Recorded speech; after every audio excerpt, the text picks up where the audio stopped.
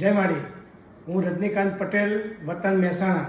હું અમૃત બાપા મેલેરી ધામમાં સતત 4 વર્ષથી સેવામાં સમર્પિત છું અને અમૃત બાપા મેલેરી ધામમાં જય માળી ચેરિટેબલ ટ્રસ્ટ તરફથી સામાજિક, શૈક્ષણિક ઘણી સેવાઓ થઈ રહી છે.